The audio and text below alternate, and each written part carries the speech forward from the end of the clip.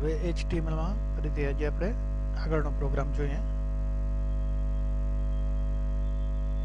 P28 નામનો programme છે એ આપણે જોઈશું. નોટપેડમાં હું એને ઓપન કરું છું.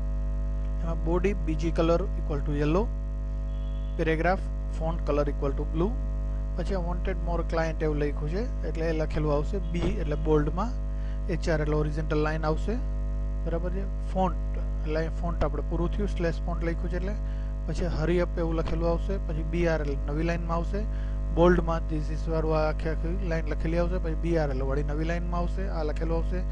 એવી જ રીતના આ પણ લખેલું આવશે અને અહીંયા ફોલોઈંગ ટેક્સ્ટ વેબ પેજ એવું લખેલું આવશે. ત્યાર પછી આ જે લખાણ છે સ્પેસિંગ મૂકીને જે કર્યું છે એ લખાણ આવશે.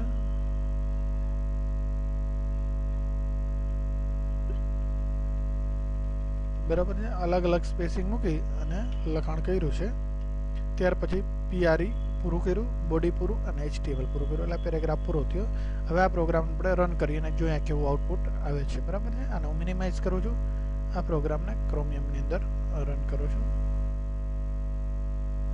જો વોન્ટેડ મોર ક્લાયન્ટ અને હોરિઝોન્ટલ લાઈન આવી, પછી હરી અપ લખેલું આવ્યું. હું બાજુમાં કોડ રાખું છું એટલે કે કોડ તમને બતાવી શકું.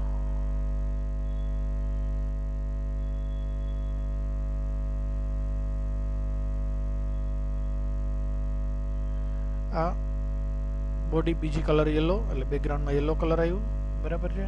પછી font colour equal to blue એટલે અક્ષરનો બ્લુ કલર શરૂ થયો. પછી બોલ્ડમાં વોન્ટેડ મોર ક્લાયન્ટ, આ બોલ્ડમાં વોન્ટેડ મોર ક્લાયન્ટ આવ્યું. પછી HR થી હોરિઝોન્ટલ લાઈન આવી. પછી ફોન્ટ પૂરું થયું એટલે કે આ ફોન્ટમાં જે અહીંથી બ્લુ કલર હતો એ ભાગ અહીં પૂરો થઈ ગયો. હવે આ બ્લુ કલર વાળું અહીં લાગુ નહીં પડે. અહીં જે બાય ડિફોલ્ટ બ્લેક કલર હોય હરી અપ એ બ્લેક કલરમાં આવશે, કારણ કે ફોન્ટ કલર બ્લુ હતું એ અહીં સ્લેશ ફોન્ટથી પૂરું કરી નાખ્યું. પછી હરી અપ તો એ લખેલું આવ્યું. પછી આ ધીસ ઇઝ કરીને જે છે એ બધું લખેલું આવ્યું. પણ અહીં PRE હતું એટલે પ્રી ફોર્મેટેડ ટેક્સ્ટ કહેવાય ને, પેરેગ્રાફ અથવા પ્રી ફોર્મેટેડ ટેક્સ્ટ એટલે જે ફોર્મેટમાં હોય એ જ ફોર્મેટમાં અહીં આવે. આમાં અહીં આગળ સ્પેસ છે તો આમાં પણ આગળ સ્પેસ આવી. જો આ PRE ન હોત તો આગળ સ્પેસ ન આવત. અહીં સ્લેશ PRE પૂરું કર્યું, બોડી પૂરું ને HTML પૂરું. આ બધું લખાણ જેમ છે એમ જ આમાં આવ્યું. જ્યાં જ્યાં BR હતું ત્યાંથી લાઈન બદલી. હવે આપણે એકવાર માટે ચેક કરવા માટે અહીંથી હું PRE કાઢી નાખું છું એટલે તમને ખ્યાલ આવે કે આઉટપુટ કેવું આવશે, અને પછી પાછું PRE લખીને આપણે જોશું કે આઉટપુટ કેવું આવે છે. આને સેવ કરું છું. હું આને ફરીથી રન કરું છું, રિફ્રેશ કરું તો જો આ બધું લખાણ એક ભેગું થઈ ગયું. અહીં સ્પેસિંગ છે જ એમને જેમ હતી એમ જ, પણ એ સ્પેસિંગ અહીં નથી. જો આ બધું લખાણ એક ભેગું બતાવે છે. આ જે છે એ બધું અહીં લખાણ એક ભેગું જ આવી ગયું. બરાબર છે.